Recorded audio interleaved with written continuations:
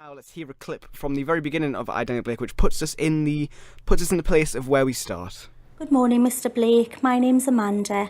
I've got a couple of questions here for you today to establish your eligibility for employment support allowance. Could I just ask, firstly, can you walk more than 50 metres unassisted by any other person? Yes. Okay. Can you raise either arm as if to put something in your top pocket? Yes. Can you raise either arm to the top of your head as if you were putting on a hat? I've told you there's nothing wrong with me arms and legs. Could you just answer the question, please? Well, you've got me medical records. Can we just talk about me heart? Do you think you could just answer these questions? Can I ask you a question? Are you medically qualified? I'm a healthcare professional appointed by the Department of Work and Pensions to carry out assessments for employment and support allowance. But there was a bloke out in the waiting room. He says that you work for an American company. Our company's been appointed by the government. Are you a nurse? Are you a doctor? I'm a healthcare professional. Listen, I've had a major heart attack. I nearly fell off the scaffolding. I want to get back to work too. So I, Daniel Blake is a film starring Dave Johns and Hayley Squires, who we met. Yeah. Written by Paul Laverty, who we met. Yeah, we did. And directed by Ken Loach, who we did not meet. No. I did go looking for him at the Townside though at the premiere, but sadly he had his own table, but we did not meet him. So I was very disappointed It's a about that. shame. Yeah, I went looking for him. He did look very suave. In the Of course he pictures did. afterwards, Of course 'cause he did. he's a suave man. Yeah. So I, Daniel Blake is about a man called Daniel Blake, who's in his late 50s, and he's worked as a joiner most of his life in the grand old Toon, Newcastle. Toon. In the Toon. And for the first time in his entire life, he needs money from the welfare state because he's had a heart attack and he can't work, so he simply needs money to help him live. And while he's at the job centre, at the welfare state place, they basically turn him away, saying that he is fit for work, and they make him go on the job hunt.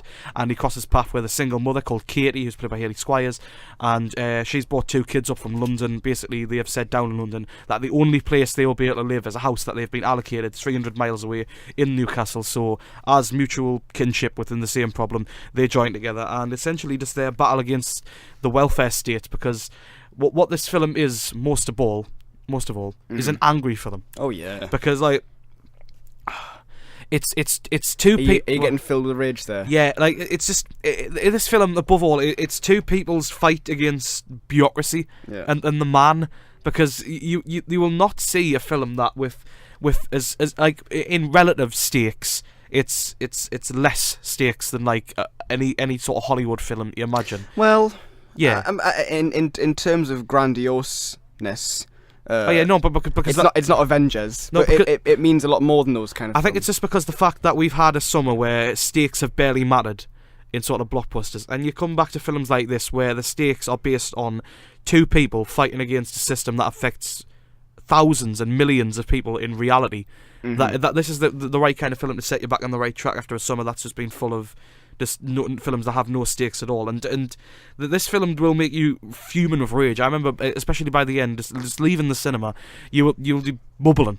Like Yeah. I was proper vivacious with rage. Fuming. I was absolutely fuming because like you just there's so much that could easily be stopped that happens to Daniel and to Katie that just isn't, because there's so many problems with the system that you're just constantly watching these two proper people, these real people that are just like anybody on the street you could walk up to, people in real life who we see every day, who are just being held back and forced to do horrible things, especially Katie later on, that just the things that will drive them to their very edge, and that they can't help because they have to, because they have no other choice, and it just makes you so angry, man. Yeah, I mean they're honest, caring people. It's the stereotype of Britain today is that people who take benefits are all scroungers or not earning their a money. dangerous stereotype. Yeah, it is a danger, and I think this does a very good job of setting aside those things. I said to Hayley Squires in an interview there. She said in an interview that she thinks a lot of women of her age are getting cast as like drug addicts and bad mothers. Yeah. And as I said to her, she's neither of those. She's a very honest person. She's very compassionate, very caring. The relationship she has with Daniel is very important as well. Well, it's a fantastic relationship, isn't it? Because they are completely platonic friends. Yeah. There is no even inkling of a romantic relationship. Like a mutual interest. It's a mutual interest and a mutual friendship. They do things for each other. Daniel does some work for Katie on a house. Katie does some nice things for Daniel later on. It's a mutual friendship between two honest hard-working people. It's what you'd expect from two people on you know, who are decent people, decent folk.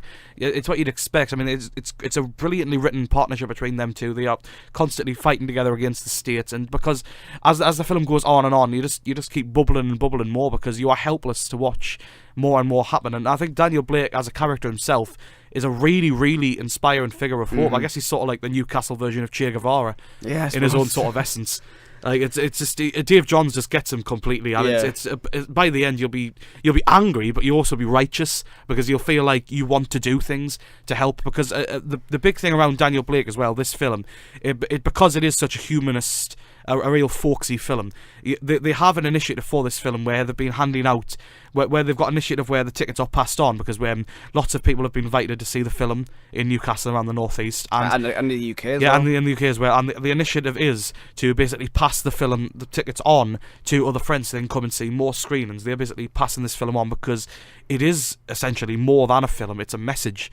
Yeah, and it's a beacon of hope for a lot of people, because like if this is a film that needs to be seen by the people in positions of power and by people who may not have understood fully what the problem is in modern day society. They need to see this and understand the gravity of the situation. You know, they need to get it. I was very surprised to hear that the film isn't improvised. I mean, it's a terrific script from Paul Abbott, and as I said to him, you know, it does feel natural. It works because it does feel like these people are in this situation. They are from Newcastle. I think for us as well, like seeing Newcastle up on the big screen, you know, recognizing the locations, especially in the northeast, it's going to be quite. You know, they chose it for a very specific reason, because you know it is an area where these issues are very prominent. Well, the graffiti scenes, literally the stop where you get off at the bus, isn't it? Exactly. So there's one shot when he's walking past, where he's on Grey Street going down the Theatre Royal kind of way, and you heard the screen, and everyone was like, yes, Newcastle, isn't it? Yeah, there's loads of people. It's great to see that. I think that they've done a very good choice. All of the stuff that is in this film is chosen very well, and it leans on that so much, especially the characters. If you didn't have that sort of compassion and sympathy for Daniel Blake or for Katie, then it would all come crumbling down. It would come across as preachy, and I don't think it ever does. I think the one of the very important things I forgot to mention is that the job centre staff are very unhelpful. And I imagine in real life they wouldn't be as unhelpful as that. But to really drive the point home, to show the problem with the bureaucracy, they had to be. And I think they're sort of the figurehead surrogates for the state, aren't they? Really? Yeah, because you can't really have you can't have an overblown sort of government official warden in like a proper villain. There's an interesting divide between those who want to help and those who don't want to help. Yeah. And I think in real life that's a bit there's a more of a blurred line between that. But in this film, it's a very black and white answer of can help, won't help. But on the whole, I think it's a very important piece of cinema. I think it has to be seen. And it has to be listened to as well. It's all well and good going to see it, but you've really got to take it in. You've really got to know that something has to change, because it's not right, is it? What's going on? It's not right. What they all say is correct. It's not right what's going on. The most poignant point of this whole thing is the fact that Paul did see it. I mean, they could have been anywhere. I mean, they chose Newcastle because of the problems that Newcastle has. Mm-hmm. And because it is a fitting place. But and because we're canny people as well. Yeah, they're canny people. But like the fact that this is a story that you could easily just transcribe to any sort of like rundown city or any city in the UK at all, to be honest, because there are all across the UK there are people like this who are suffering and who can't do anything about it, and all they want is a helping hand when they need it most. Mm-hmm. And it's righteous anger. Like that is the feeling you will get when you leave. It's fury at times. It really like, is. Joe, you've not seen it yet. Not yet. You will try and go see it. Hands down, yeah. Well, it comes out like today. to Cineworld, so yeah, and it's everywhere. I very much hope that Dave Johns has a shot with the Oscar, because he would have a very funny Oscar acceptance speech. I'm sure it'd be brilliant. I'm sure it'd be fantastic. Right, Daniel Blake then recommend. Definitely. Oh, absolutely. It's a required watch for me. It's essential. Right then, that's Ken Loach. He's a fantastic. He's possibly his last film, which is quite sad. But he'll keep kicking. You'll see the. He has said it before. He said it with Jimmy's Hall. He did, and he still did it. So we hope to see more from him. If this is to be the last one, though, it's a very good way to